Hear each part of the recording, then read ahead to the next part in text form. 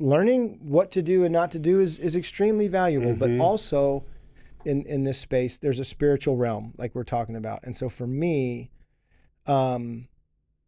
taking my heart to God and saying, it took coming to the side of the road. No, but coming to the such end, an honest but saying statement to and, make. and I remember I'm so tired. I remember it taking almost a year back when I was 38 for the filling station to get to me. What I tried to do was kind of double down on what I knew, which was more service, more commitment.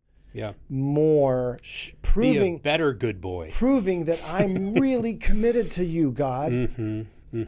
And so I have this image of me pushing my heart into my car, just pushing it on this Arizona, Nevada road, Middle of the desert. And finally, it's not that I came to the filling station. It's like this truck pulled up.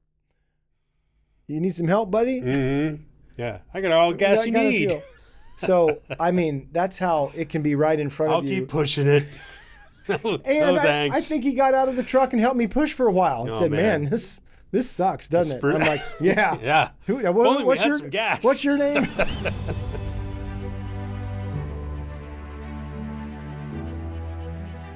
With God, there is always more. More love, more life, more freedom. Welcome to Zoe's Exploring More with Michael Thompson. C.S. Lewis once wrote, "Our Heavenly Father has provided many delightful ends for us along our journey, but He takes great care to see that we do not mistake any of them for home." Join me and the team as we explore the kingdom together, discovering the deep truths and offering encouragement for the journey. There is always more. Welcome, friends and allies, to the Exploring More podcast. Michael Thompson hanging out with the SJ Jennings, talking about this is our last episode, I think, of this series subject. Yeah, this series. It always makes me sad, and half the time we come up with another one that we need to. Yeah, but I think we're going to get. We've to done the cleanup episodes. Episodes. That's the additional. But this series has been really good for not only us but our team. We've had a Heart of a Warrior encounter in the midst of that, where we are talking about nothing to hide, nothing to prove, and nothing to fear. And bringing it home today with that last piece, nothing to fear, and we had this. I drew some kind of diagram. Yeah, the Venn diagram. The Venn diagram. Who's Venn? That's illustrations. Illustrations are good, and so I think Cole took that and ran with it. Andy's going to show you the new diagram, since now we have a sophisticated and real graphics person rather than me with my crayons. I haven't even seen it yet. Is it similar? It's similar. It's the same. But it's cool. Imagery. Oh yeah, it's cool. Now it's cool. That's great. And so talking about exploring the kingdom, discovering more, I think it's been because we've talked so much about it the last several weeks. This idea that disoriented men have something to hide, something to prove, something to fear, and we want to help men be on this journey, masculine journey, to overcome and become, to recover and redeem and see restoration happen. And what does that look like? It looks like just the opposite, becoming an oriented man, a man who sees and hears and is walking with God, experiencing God in ways that he can then he's experiencing who he is in the kingdom, how the kingdom works, and the good that God's up to in his life, which is this restoration initiative. So that's what makes a man dangerous for good, a man with nothing to hide, nothing to prove, and nothing to fear. A man like Jesus. A man like Jesus. So getting that out there again, and then talking about these three pieces that seem to strike that chord in the hearts of men. And we often say, because there's a chord or several chords in the hearts of men to be struck, that this one, it really, through our conversations in pre-production and conversations about this, SJ, it was a good day when we started to see their relationship with each other. Here's hide, prove, and fear, but as you'll see in the diagram, they actually perpetuate one another. A man doesn't just suffer under one of them; he suffers under all of them. Yeah. In this, it was Cole who said, kind of a toxic, poisonous cocktail. Yeah. That is either intravenously, fed into your system and has a way of then tainting you, or if the enemy's really good, no, he just kind of keeps pouring another round and you just keep ingesting it. Yeah, it's like a wheel coming around and brutal. You get slapped with fear, and then the hiding part comes around, and then you just keep getting whacked in the head. So it's as you see in the diagram that there are, and I'm sure Andy's showing you this at different times while we're talking, but there's hiding, the circle of hiding what I love about this example too is there's a molecular reality to molecular. I love that. Like these are in the molecules, hiding, proving, and then fearing. Yeah, the bigger it circle looks kind of like the diagram of a atom or a molecule. Right, exactly. Yeah. A DNA kind of thing. And in the middle is this FS, false self. These are the things that really not only protect but perpetuate the false self. And I'm like, I'm going to be using this in the next encounter. We're going to be talking about it some more.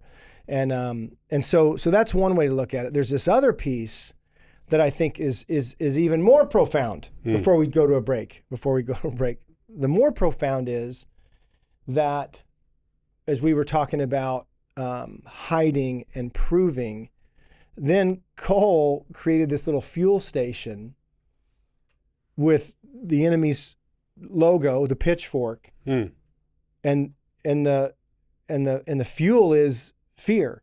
Yeah. How fear fuels both of these. Wow! And so he's got kind of them connected, and interesting. I thought that, and that was Cole's. So I'm stealing that too. Yeah, his interpretation of it. He's like, of course, this makes sense, and how these things work against us, how these things fuel the false self, how they get in the way of receiving love, not just from God, but others. This constructs, you put enough of these molecules together, in a system, you have a cancer. Yeah, and I would also say, just going back to our friend Oppenheimer, when two of them collide, it's explosive, right? I mean, just to carry on the atomic metaphor. Yeah. I mean, man, you can blow some stuff up if you knock those things together. If we had lab coats, I would wear them in this episode just to keep making a statement. So, hey, we'll be right back on the Exploring More podcast, exploring something to fear and what does it look like to move to a man with nothing to fear, and just how critical that is in cutting the fuel supply to hiding and proving. We'll be right back. Every great adventure starts with preparation, a place to gather, rest, and equip ourselves for the journey ahead. In the same way, Zoe's Base Camp is here for you, an online resource library created to encourage and strengthen Zoe allies on the road to deeper connection, healing, and restoration. A base camp is a staging ground, a place to prepare for the next leg of your expedition. At Zoe, Base Camp is a resource library designed to help you and our allies gear up for the journey of the heart. It is packed with devotionals, discussion guides, and podcasts to help you deepen your relationship with God and one another. When you visit Base Camp, you'll find a growing collection of resources, each crafted to guide you and the men in your circles on your walk with God. Each series that you find below includes a devotion plan with supplemental video content from the Explore More podcast. The devotionals are designed for both personal reflection and small group discussions, helping you dig deeper into God's truth while building meaningful relationships. On the Base Camp website, you will see the various series that we have available. When you click on a series, you'll have the opportunity to download the PDF devotion plan and the discussion guide questions. This also includes an invitation to reflect in time alone with God. Share the plan with your small group and send out the podcast videos for members to watch on their own time. Then, when you gather, dive into conversations about what God is revealing to each of you. Base Camp is more than a resource library. It's a tool for building redemptive brotherhood on the road to experiencing more life, more love, and freedom with God. Start your journey today, explore Base Camp, and reach out to us at allies@zoe.org if you have any further questions. Welcome back. No lab coats. to the science. No Yeah. pocket protectors. Yeah, to the research labs. You remember film strips when you were a kid? Like Oh, in yeah. science, they play the film strips, and it always had that kind of corny music in the back. Dun, dun, dun, dun, dun, dun, Yeah. dun, dun, playing in the background. Yeah, Yeah, there was man. lots of funny things about Film strip day was great. 5th grade, 6th grade, 7th and 8th. Those years of, whatever- Dissecting Oh frogs. yeah, and- whatever millimeter films those were. But I mean, Yeah. the film, were you on? There was AV guys. There was Oh, like yeah. the AV team. Yeah. Were you on the AV team? No, I wasn't. Okay. But you got It's okay if you were. No, the kids that got to though, it was like a special. Oh yeah. They got to leave the class periodically and go do cool stuff. But No, it was I wasn't on before they would roll in a TV or Right. some screen. that Yeah, they had they'd go get the film projector, and they'd go off down some hallway with a. So when you walk down the hallway, I remember in 6th and 7th grade, when you walk down the hallway and there was a projector outside your door, you're like, dude, we film. We got to film. And What are we watching today? Sometimes that meant substitute It teacher. did. Anyway, Yep. coming back. Coming back. Was talking with Caleb about this, and I love what he said to just continue to add some flavor to this. I agree with him. I wish. I think it's when he said this. He said, "I learned profoundly growing up to hide the bad stuff, try to prove the good stuff." And I was afraid of Neither one was going to work. Neither one was going to work. Right. I Yeah. was like, Yeah, man. that I'm stealing that. So Mhm.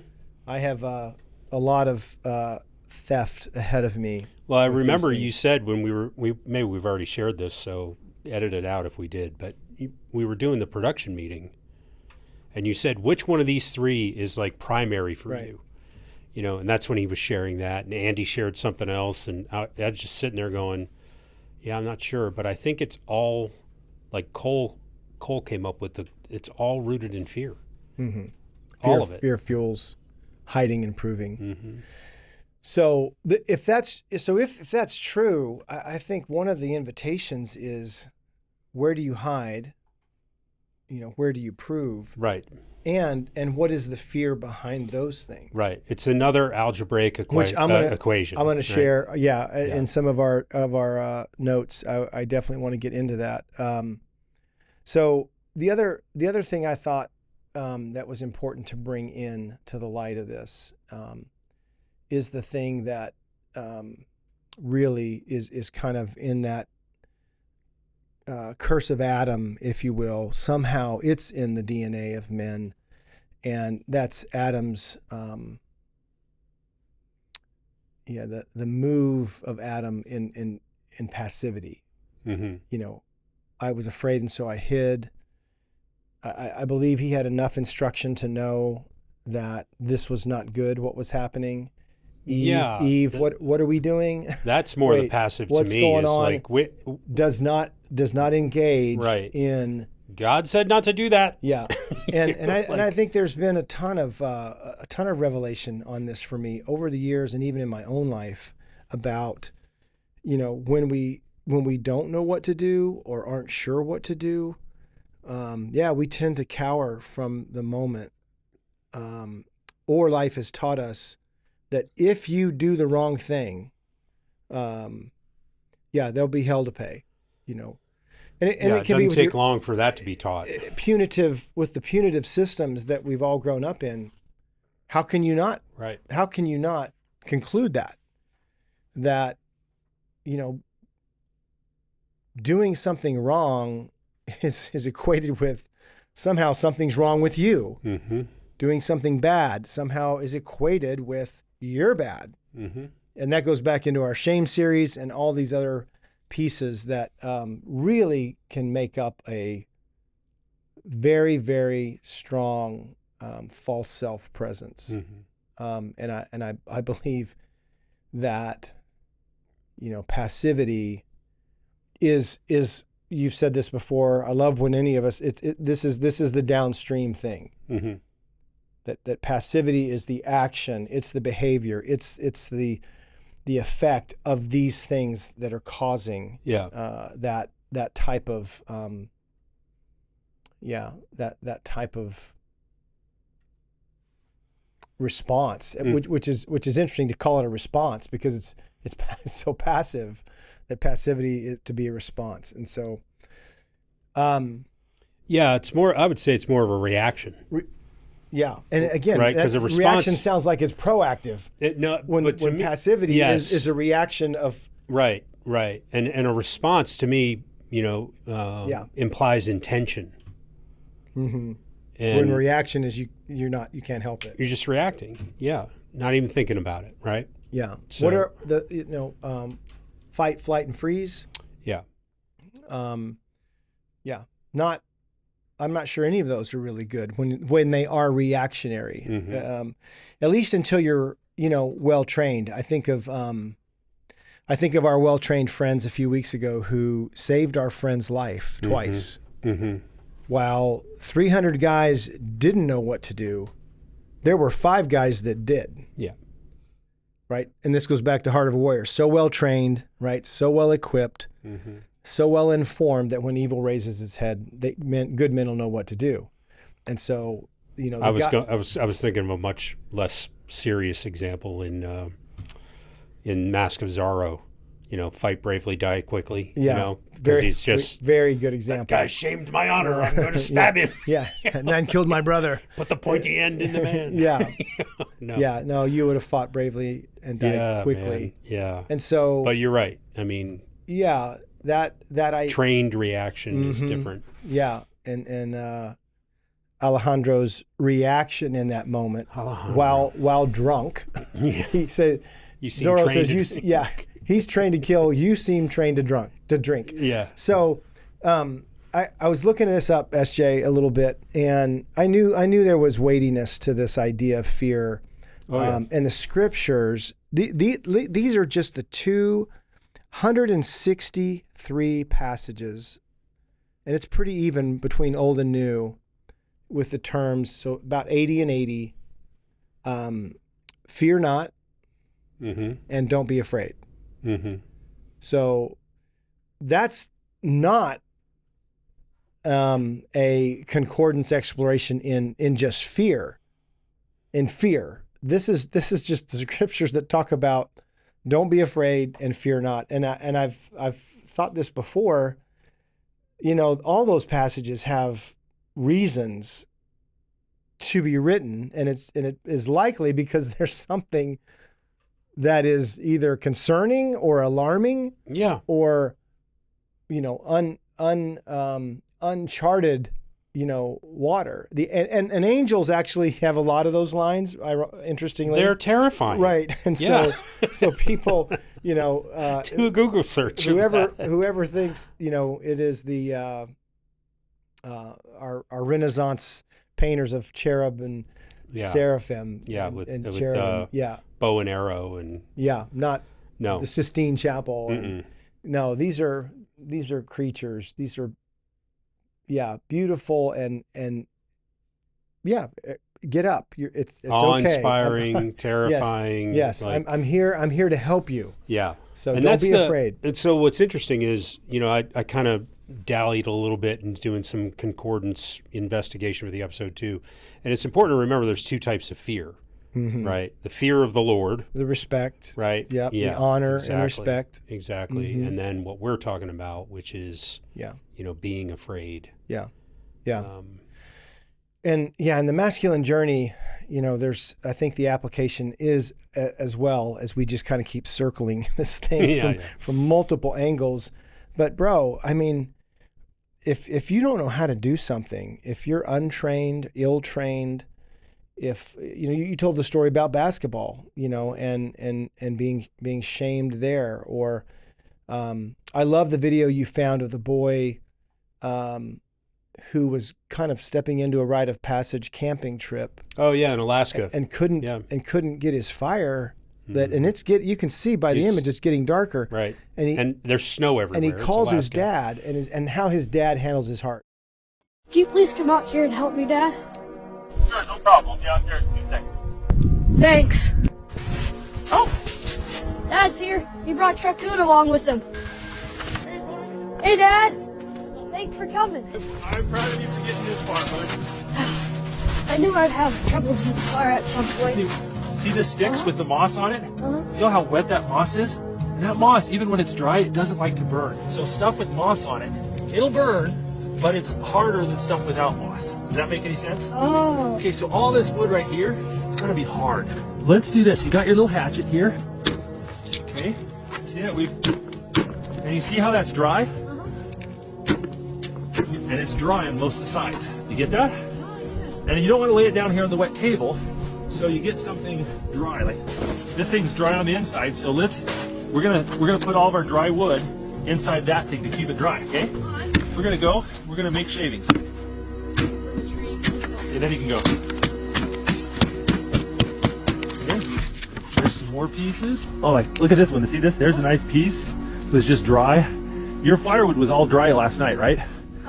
Kind of. And you could have dried it by the fire, right?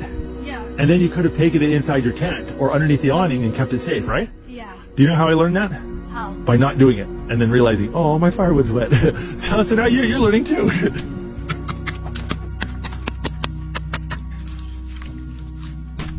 You got that cotton ball? Yeah, I also got... Hold on. Okay. Okay. Right here? Count just one cotton ball. So now I want you to go and light that on fire. And once it's on fire, you're going to shove that little torch down in there, okay? Oh, they got it. Now stick the torch in quickly.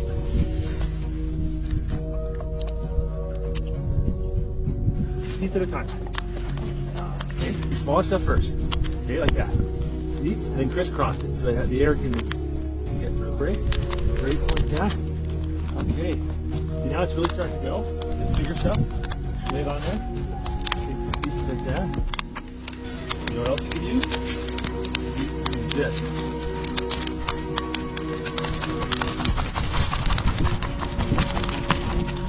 Oh, yeah. Grab all your big stuff, okay? And pop it around the fire like this so it can start to dry out. I'm gonna give you one final piece of advice, okay? When you sit like that, your knees get too hot, your body gets too cold. See? Sit on it and then point your legs this way. See, now more of your body catches the heat and one part isn't melting while the other part is dying. And occasionally touch your pants to make sure you're not melting your snow pants. Feels hot to your fingers, it's too hot. I gotta go fix the snow docks. Can I leave you? You good? Yeah, want to go ice fishing in a little bit? I would. Yeah, and you could hear it in his voice, right? Oh, the crackling of the, hey, Dad, can you come out here? And his dad does. And I think of that example of, yeah, son, don't be afraid. I'll be right there. I'm on my way. And then the instruction and the care that he received in the instruction. And the attunement, which is a word I'm relatively new to. 100%. But he said, I know how that mistake happens because I've made that mistake. Yeah. And says it with a bit of a chuckle, and it's okay. Yeah. So I'm just saying, so many men and women. I mean, the vast majority, their hearts were not handled like that on a regular basis. Right. And even that first time you raised your hand and it didn't go well in class and the class laughs, man, even if the teacher says, "Hey, class, we don't do that," it's already done. It's already done. Right. And so these packages, SJ, they come. And I think I'd like to turn into that just for a second. Sure. And say, let's look at it that way, that here's communication communication. Here's an idea. Here's a thought. Here's a comment. Here's a package. All of those work for me. Mm-hmm. And if you don't have any ability to discern what those are and where they're from and what they'll do to you if you take them in, if you subscribe or allow, this is a reality. This is hide, prove, and fear. This is across the board. If your circles are smaller than our diagram, good for you. Yeah. If your circles can't fit in this room, oh man, we get it. Yeah. And so to come under their influence, I think is what I'm saying. I think this is where the enemy gets some of his best work done, and often undetected, under the radar. Yeah, not that the feeling of fear or the hiding or proving are undetected. No, it's the agents that are the source behind that it, work behind it. Yeah, that you're talking about. And they produce, because the production of those things, hiding, proving, and fearing, and how we learn to do it, right? How we're trained to do it. Mm-hmm. These are the things, that not only construct this false self, but also become part of a larger network of the kingdom of darkness. Just imagine, you said it earlier, you said it before the break, I think, you just mentioned, but think about this in light of your circles, Andy's, Robin's, Sherry's, and at any moment, yours, mine, got some too, at any yes, and at any moment they can be on display or part of a relational network dynamic that is subtle, even subterranean, subconscious, molecular, to where we say false self summons false self. Yeah, absolutely. And so when you start to look at the enemy's ability to somehow run that network, I'm pretty confident to say, yeah, man, look around. That is the culture of hate, the culture of cancel, the culture of judgment, the culture of accusation, and it's rage, it's rampant. Depression, anxiety, and we just through the technology things. There's just more interaction, more opportunity for more interaction, and more death. Yeah. In it all. But this is, I hope I'm making a case for the profound invitation to explore the weightiness and significance of these hiding, proving, and fearing, and this cancer that if left untreated by the love of God, experiencing the love of God and the empowering presence of God to bring remedy. Yeah. You are subject to these things. Absolutely. Subject to these things. And these things have you. Yeah. And they have you in the worst times, even with the best intentions. So do you remember at the this last encounter, and those of you that were there, you will definitely remember, when Josh did the false self-talk, he put his talk or some of his talk into Chat GPT and asked it to create an image of what the false self looks like. Yeah.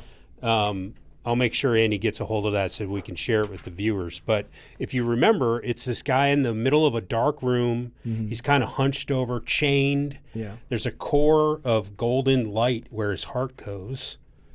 And then there's this larger figure above him, dark figure above him that is seeming to control it all. Almost the puppeteer, right? Exactly. The marionette, that, yes, that's a fantastic image. And so we'll show it. So I bring that up because, again, to affirm what you were saying, that somehow he's got this network operating where It's my sense the enemy doesn't attack us as much as, I'm not saying he doesn't, but what I think he does is he kind of just lets the network run itself. Yeah. And every once in a while, if someone looks like they're getting out, like in the Matrix, man, there's the scene where he's testing Neo with the red dress. Were you looking at me, or were you looking at the woman in the red dress? And he turns around, the woman in the red dress is an agent. Yeah, with a bullet. You know, most of these people aren't ready to be unplugged, and they're not. Yeah, they're so entrenched. Yes, in the system. In the system, right? This is the system we're talking about. So I used to look at that scene and be like, well, I feel like I'm pretty unplugged, you know, and disconnected from the system, this hide-proof fear system that was running my life. And this discussion, actually, not just today, but us going through this podcast series, has helped me to realize that, yeah, there's parts of me that's unplugged. Right. I agree. I mean, yesterday I got overwhelmed somehow, man. I have a lot going on. There's a lot going on here, but I have a lot I'm dealing with at home, and there's just a lot. And I had just reached kind of a tipping point of not where I'm just going to collapse in a heap and say I'm overwhelmed, and that's okay if you do that. It's okay, yeah. I get more like really intense, mm-hmm. you know, and so. Yeah, long story short, Sherry said something to me yesterday, and I was in that really intense place. And I'm a pretty intense guy all the time, but I was at a additional level, and I just said some things to her that were unkind. Not like I was trying to be mean. It was just it was less more what I was saying and more how I was saying it. Some people don't have that button, but there's a button on some of us that. People just bug us. It's not your fault. It's just you're a person, and even though you're somebody I have committed to love, or somebody that made in the image of God, made in the image of Robin and I, you know, my three is like. Okay, now you're getting more specific. You're just bugging me. You're just bugging me because I am easily bugged right now. I know, man. You know, and so she didn't say anything in the moment, which is great. Because I was definitely operating in one of those thin places space. You know, I was afraid of not getting all the things I needed to get done, feeling incompetent, seeming incompetent, being seen as, you know, all these things. I am going over the falls, bro. And she just did not say a word to me. But this morning, when I was in a better place, and I have a point to all this, believe me. She said, you know, now that things have kind of settled down, I just wanted you to know that didn't feel good to me, the way that you spoke with me. I felt like I was being called into the principal's office, you know, standing in front of your desk while you're using intense tones with me.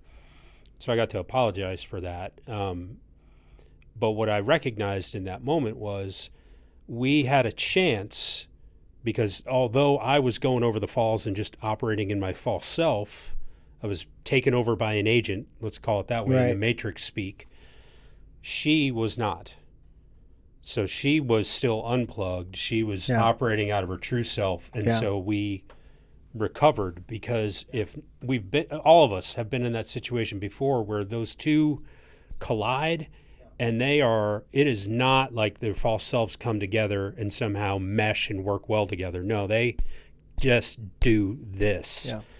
And the enemy just kind of sits there and goes, just applauds, you know, exactly what we're sitting after. on his lazy boy, eating his Cheetos, you know, so. I think that's an advance. Honestly, I believe that's some advanced tactical. What does this look like? I mean, you got to get your arms around this first. Yeah. And then you can see more and more how it can play, and how it even plays uniquely within your wound construct, your particular false self, like inadequacy, you know, incompetence. Yeah. Mine was, I said inadequacy because that's part of one of the things that has driven me to hide or prove, and it's the fear of being inadequate, not being enough, I mean, not having what it takes. Yeah. And I think that for me, and I want to stay on this track about you and me, I think so much performance life, so much being graded, so much trying out, so much performing, and literally from high school on, a statistical line that summarizes what I did or didn't do over the last hour or so of this game. Yep. That's the ones that were published. Then there's the statistical lines that I have internally. We have our own ledgers through practice. Yes. Through relationships. We are on and on. We are accountants. So for me, this question, what was at the root of my fear, incompetency, as you said, for you to be found that way, and it's not just one thing, but this was a major strain. Yeah. This inadequacy and the whispers, because I said earlier, it's a thought, it's a feeling, it has substance, and you have to figure out how is it have it for you. But to try to simplify it and say, no, I could have internal dialogues. I didn't even need you to cheer or jeer. I had my own cheering section and jeering section that I was subject to internally. And so, trying to prove so that I could get the cheers, or trying to hide so that I wouldn't get, the jeers, or I proved and it didn't work. Here comes the jeers. Right. And so there's just so many more opportunities for the criticism, the accusation, and this whole, somehow definitive, and I'll use it as an example. Like if, here's the stamp, inadequate, inadequate. Right. And you see a guy on like a tall desk, yes, glasses, putting those, and that guy, in many ways looks like me, sounds like me, but it's this thing being fueled so much by fear. I think it's why one of the most significant verses, I think, in the scriptures that we don't talk about, but I think we're actually talking about it, is this idea in 1 John, perfect love casts out fear. And so I learned, as we've said before, but I learned, and I couldn't even consciously say it as a boy, but I just learned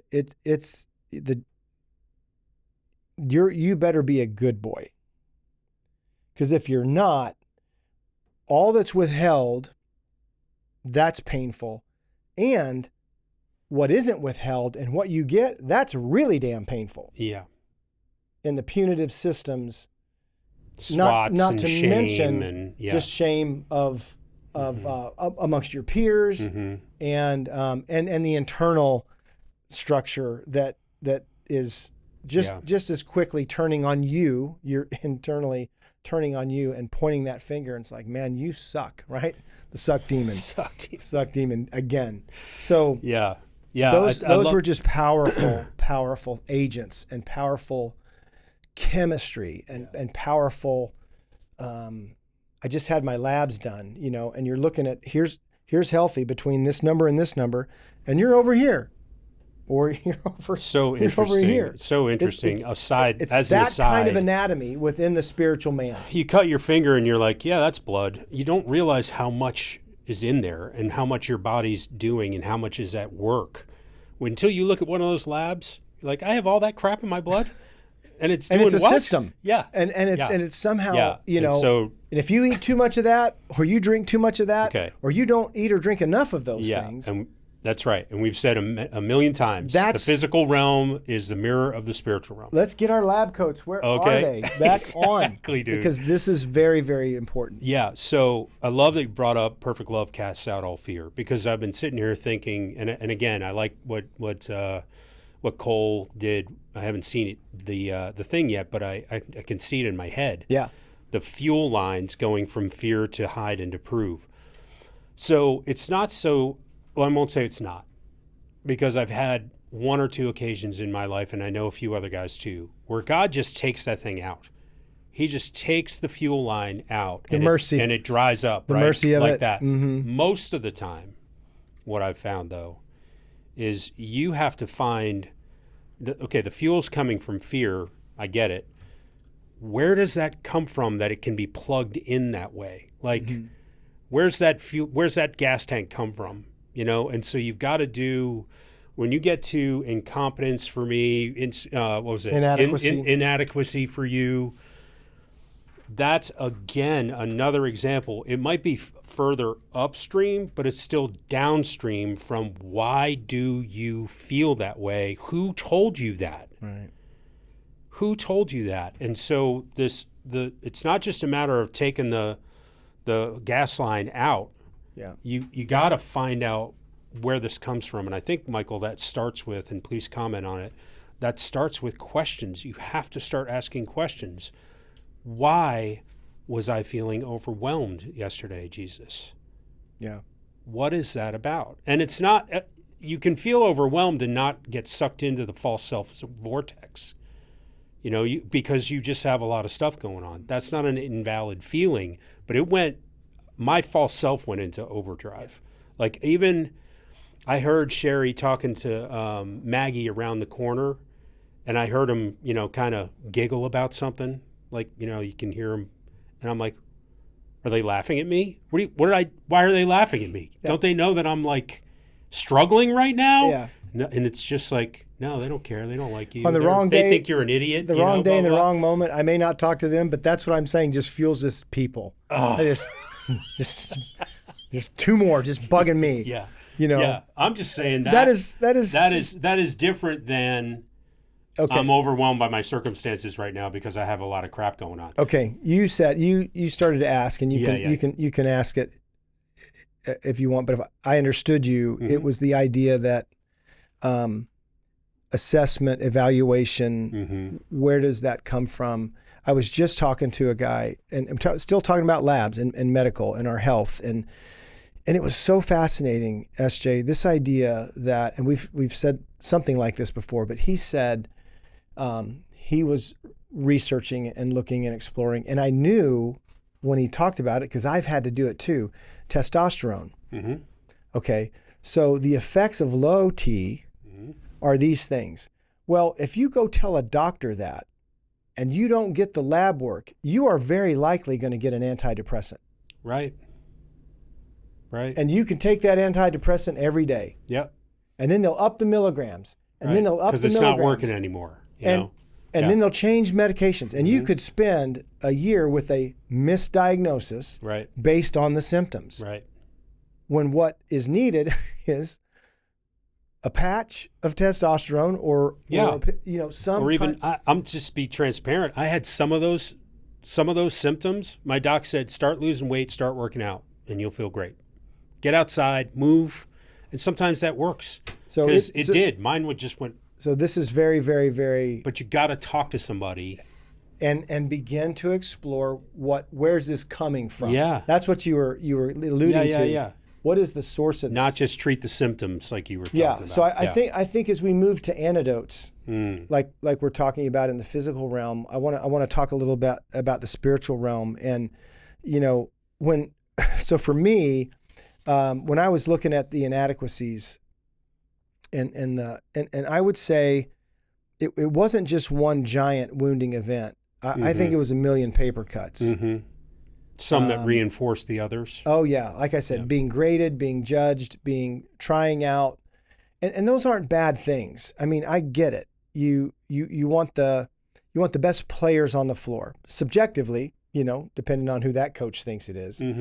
And then, and you want, you want the best doctor in the room who's gonna work on you, And so I understand achievement, accomplishment, and the incline for those things.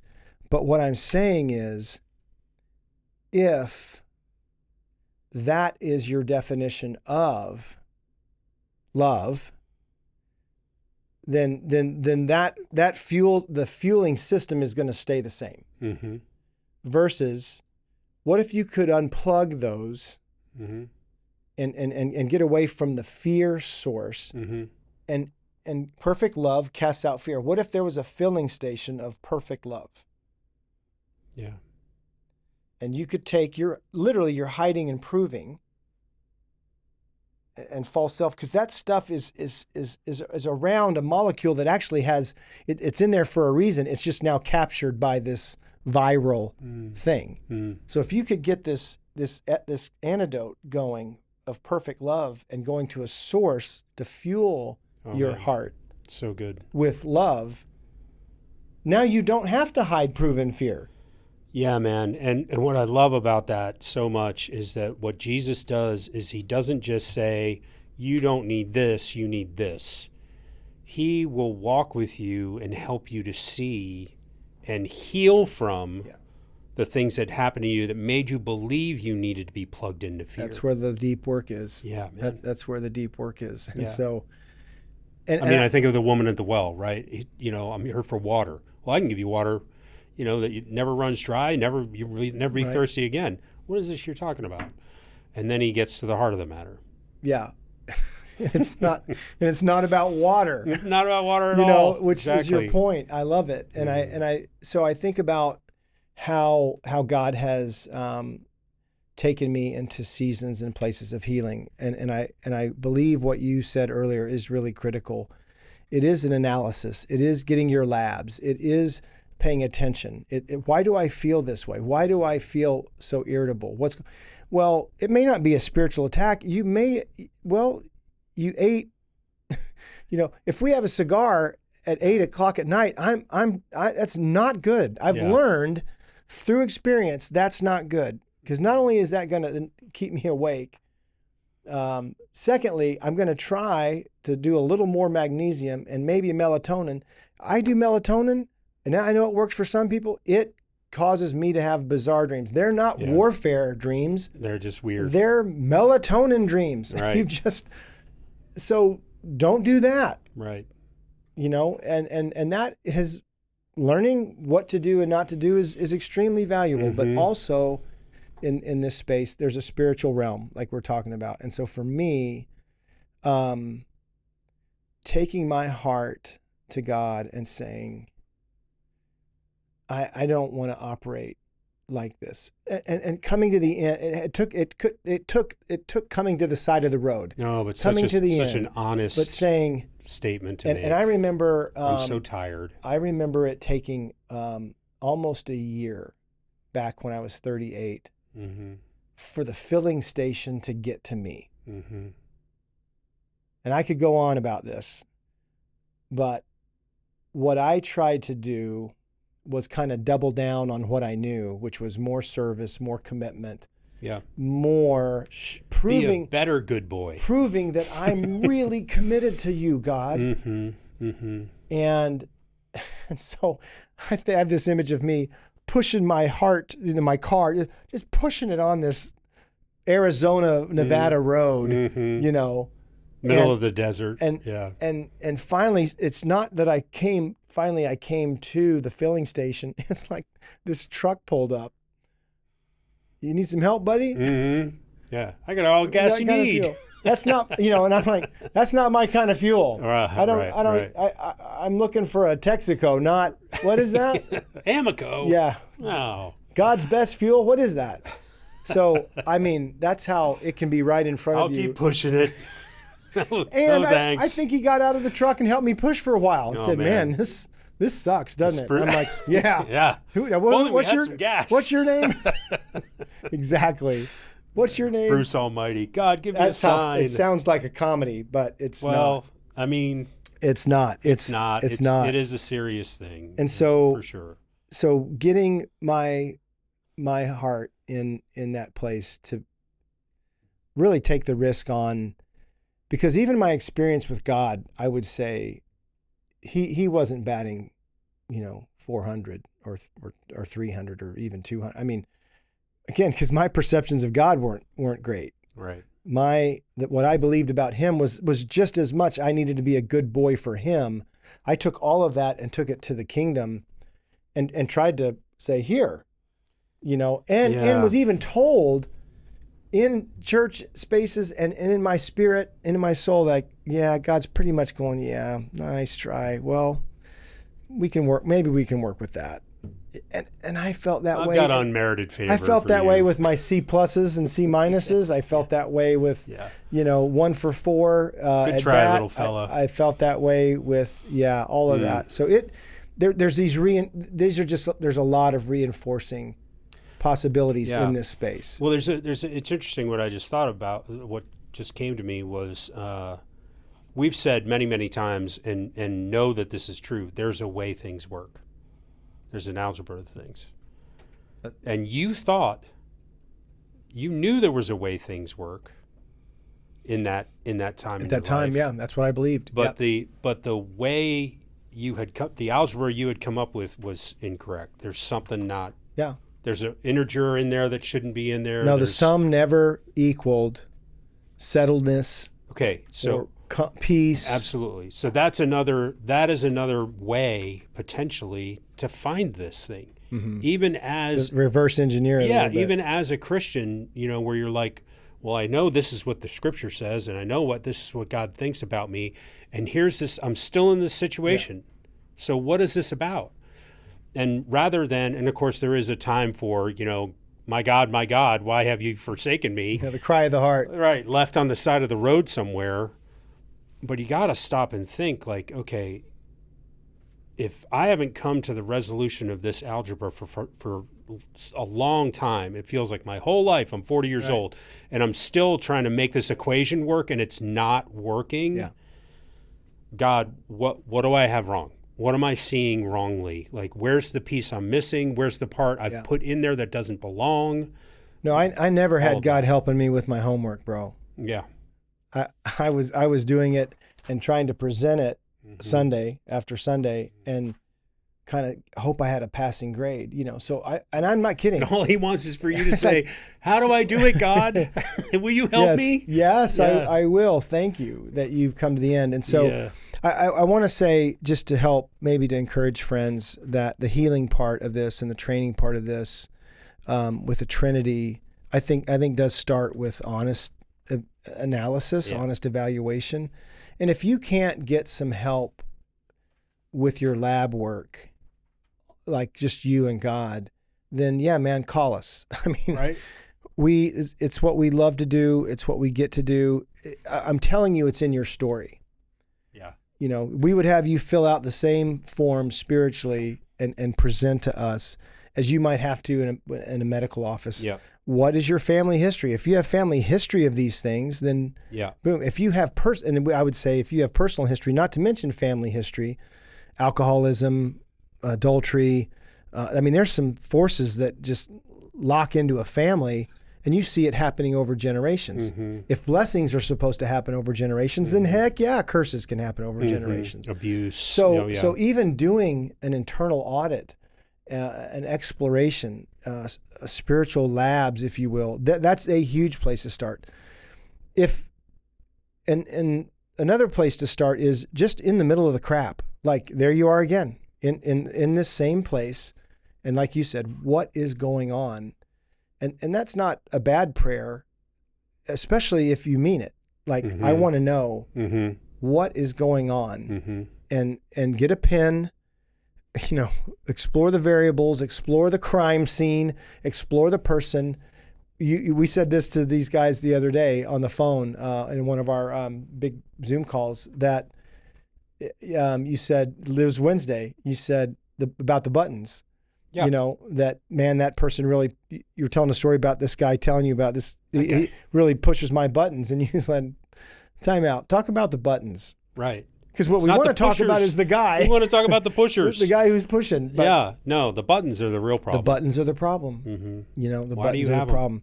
So I needed God to come for me. And I know this sounds a little bit sacrilegious, but outside of the borders of the Bible. Mm-hmm. I needed burning bushes, not Moses's. I needed mine. Yeah. I needed a touch.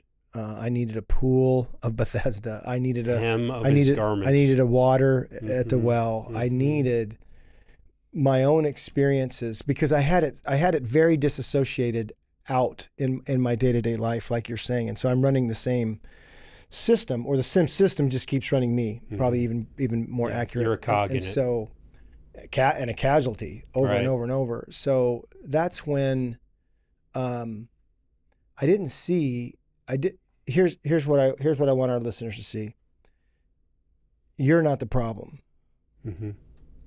but there can be a problem in you. That's right. Low T, maybe not enough iron. Mm-hmm. Maybe you have High blood pressure. and low maybe you blood have a pressure. foul spirit that's just enjoying the party. Yeah. So, but those aren't you. Right. So you are not the problem. Secondly, I started to see that I'm actually a part of a much larger system, not just this internal system, but a much larger system in which I had things in the way of receiving God's love. And so much of it was this stuff we're talking, inadequacy, and I'm not enough. I mean, I had powerful beliefs that weren't true, lies, operating to where I could not ever be good enough. So there was, like you said, some collapse of some things that I knew theologically. I'm not talking about that. I Right. knew what the Bible said. Right. Grew up, trained up, got the degrees and the attendance pins. I got it. But these things were operational. Far more than perfect love casts out fear. You could tell me that all day long. That was not a pill that I could take and it affect me. I needed to start to experience. So in my late 30s, that's where my breakdown began to be, my breakup with this system and my my next round of salvation. What's so interesting about that, Michael, is that, I'm very much the opposite story. I had zero interaction with the Bible, before Right. I came to Christ. But it wasn't like the system broke down and wasn't working for you, and so you just moved away from it. You actually moved into a space where everything you were learning after breaking free from the system that was created for you was affirming what the Bible says. Yeah. Just it was not somewhere else. It was actually, it wasn't intellectual, Right. right? It wasn't the right. the That's a great theological point. doctorate or master's that you had. It was an actual experiential living of the Word, Yeah. which is what I think we're made for. Yeah. Instead of trying to prove that the Word is true in my life, right, I began to experience the love of God, and the Word proved Yeah. that the love of God was true in my life. Yeah, and your life proves that the Word It's of God all- is true. Yeah, man. So the last thing I think I wanna say is that what does a life of nothing to fear look like or feel like? And I think it's real freedom is what I would say. Freedom, free to be loved, free to love, because I think love is the greatest thing in the whole world, in the whole universe. And I also know that when I was captive to that system, SJ, I really wasn't free to choose. Mm-hmm. It had power Yeah. in my life, For sure. like a spell. Like a toxic arsenic, like something Like the agent in the Matrix that possesses somebody. that's just like, dropping enough of that in there to keep me sick. yeah, man. Yeah. And so that's free so to have the freedom to choose, that you're going to have to work at that a little bit. It doesn't just happen. No. But you will have to learn, and like any muscle, when you wake it up and you start working it out, it's going to be a little sore. Yep. But if you can start to bring your part to the dance, your part to the game, your part to the war, which is your will and your ability to discern, to choose, to see, all of that stuff is absolutely critical in becoming a man with nothing to hide, nothing to prove, nothing to fear. Now, if you want to get there in 270 pages, you got to get Heart of a Warrior. Yeah. King Me, I found 47. I did a search, a word search in King Me. 47 places that we talk about fear. Yep. Like, I'm so glad, and sounds a little redundant. No. But good night, man. If what we're talking about is true, and this is really the fueling system that is behind hiding and proving, then heck yeah, let's blow up the fuel. Let's blow up those depots. Destroy the enemy's ability to fuel this thing. And that's what you do in war, by the way. Yes. You destroy communication, supply lines, and supply lines, communication lines and supply lines. Yep. It was Eisenhower who said, "Freedom is not long entrusted to the weak or the timid." Right. And so I know, man, this can be. It sounds a little more like an exhortation or a chest poke, and I don't want it to be that way. I want it to be, come on, man, you can do this. You can do this. God will meet you. The truck will find you. Yep. And it's probably not in the direction that you're going, but that's okay. You might have to abandon your car. You might have to abandon the system that you're riding in, or that's got you captive and moving. So this has been an incredible series, I think. I love the exercise of breaking this down the way we have, because we really haven't to this extent before. Yeah, and all morning I was sitting in this thinking about it, and the association. Here's what I want to. I said I was going to land with that one thing, but I want to land with this other association. Is that you remember the Red Sox hat you gave me last week that I love? Thank you very much again for that. Well, I've come to know and believe and trust that in this delivery system, in this network that God has created, the enemy has hijacked, that so many people can just give you crappy gifts. They're not really gifts. They're just, they can give you things deliveries that are not good. And that's how the enemy uses within the system somebody's false self to reinforce or create or deepen somebody else's. So, and just add to the crap, add to the mess. But when you gave me that, I knew not only did you see me and didn't see inadequacy, what you gave me when you gave me that hat, I was a little speech. You gave me a little ceremony. And thank you for the gift of the hat and what it represents, because it's not just a Red Sox fan. It came with it was a crown. It became a crown to me. I saw it. It was a crown that God gave you to give to me that said, bro, I see how hard you've worked. I know the season we've come through. You went through it with me. I just want to give you a little something. You're a good king. And you're a good king. It was not lost on me, your affection and approval and encouragement, but his. That's right. And when you can start doing that and seeing the source of some of these gifts and systems and things like that, you can start letting the good stuff in. And no, not getting in. Man, I love these little stories we come up with, because I love the metaphor of the tanker truck, with God's love coming to fill up, and you see me hanging off the back like, hey, SJ, you brought me some gas. I'm like, no, bro, look who's driving. Yeah. I'm just one of the representatives, one of the sales team. I'm one of the delivery guys. Yeah, man. Oh, friends, thanks for being with us on this exploration of nothing to hide, nothing to prove, and nothing to fear. And if as SJ says, if you're a little short on coin, email us. We'll send you a book for free, Heart of a Warrior. But to begin to I think indulge in some pages, in some more conversations about that this is a good place for your heart to be, I think, I believe. And so, we want to encourage you as you continue your journey. I think that's some good stuff, and I think you can be encouraged and overcome this crap. That's right. And it is worth overcoming, needs to be overcome, so that you can become who you are in the kingdom. Yeah. So questions, comments, leave them below. Give it a like, give it a subscribe.